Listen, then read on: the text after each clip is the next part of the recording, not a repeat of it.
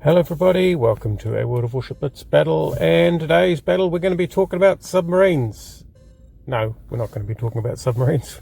We're going to be talking about American cruisers, which is, well, I won't say it's less exciting than submarines, because actually the American cruiser line, when I first got my hands on it, way back when, was probably the first line that I liked by surprise. So essentially the American cruiser line consists of past tier 5. I think the Phoenix is the last ship that has torpedoes. It consists of relatively large, reasonably, for cruisers at any rate, tough ships with good hard-hitting guns and secondaries. So here I am, I'm in the Scorching Islands map, and I've pushed forward to provide support for our destroyer, but that destroyer is just a little bit too brave for me. So what I'm doing here is maintaining a bit of distance so that I don't get clobbered, because if the first thing discovered is a cruiser at close range, then battleships will have it for dinner. So what I'm doing here is yeah, just trying to hit at whatever's available. Now we'll close the distance a little bit. Now we've got a bit of support. And we are busy trying to knock down some of these destroyers. There's some torpedoes out, but yeah, whatever. It's Brooklyn. It's obviously not the Brooklyn's torpedoes, although it looks especially like he fired them. I think he must have driven in behind torpedoes fired by one, probably that Fubuki. So, what have we got? We've got a Fubuki. Looks like we've got another Fubuki. I probably should have checked the battle honours at the battle list lineup at the start. This Brooklyn is doing a suicide run, which is fortunate for me because I get the last hit of them, get the first strike. So I think the Brooklyn, you got to stay close to your battleships, or you got to stay close to supporting ships. Here's a Dallas. A Dallas is, well, okay, I was going to say Dallas has actually got reasonable armour, but still.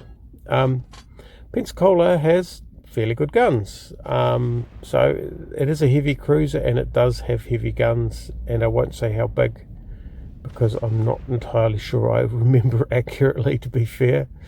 I think they might be 8-inch guns. They're certainly bigger than the 6-inch. They're not the usual cruiser guns. These are hard-hitting guns. And it continues with the New Orleans and the Wichita and the Brooklyn. However, just be aware that although those guns may be nice hard-hitting guns, they don't have great range. Now, you don't notice the lack of range on the American guns at this tier, but it becomes fairly obvious at tier 8, and it becomes painful at tier 9. So I don't know what happens at tier 10, because, well, I'm not really a tier 10 player, so I don't really bother.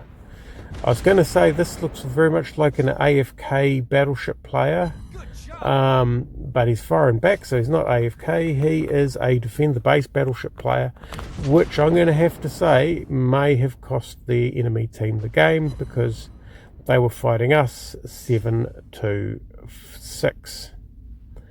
Along with the fact that all their lights went down one side, all the heavies, by the looks of it, here we found them, went down the other side. A few mistakes made there. In some respects, you're not reacting to the enemy's dispositions as much as you're reacting to your own team's dispositions. So we'll see if we can get slam some hits in on this guy with our big cruiser guns. Oh, that's a bit of an ask, isn't it? He's gone. That New Orleans is gone, unfortunately.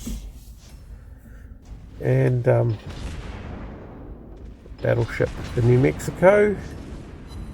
Well, he's getting ganged up on. And that's sort of pretty much been the theme for this. It's we've managed to provide some tight clusters of ships. They've never managed to quite get the cohesion.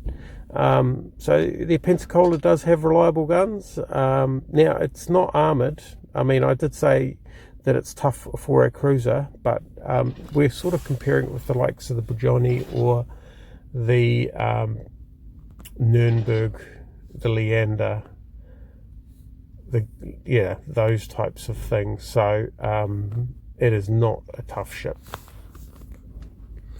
But it is it is at least able to take a little bit of a beating compared with its other contemporaries.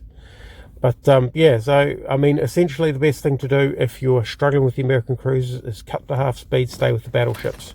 I haven't really followed that mantra here, and I could have been punished for it, but you see that I didn't surge ahead like I would in Leander. Like in Leander, I would have been engaging those destroyers very close. I would have been right up behind the destroyer, close enough that he would have detected things first, and because my concealment's really good, so that once things opened up, we were in extremely close range, and those guns would be devastating.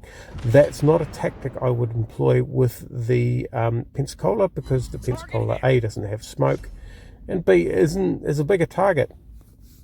So the Pensacola is, yeah, I did enjoy the ship first time around. I haven't played it for a long time. It was enjoyable playing at that time.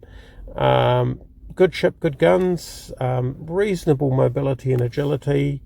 The ability to pump out the damage, though. So the guns really are its strength. And let's see just how we did with those guns.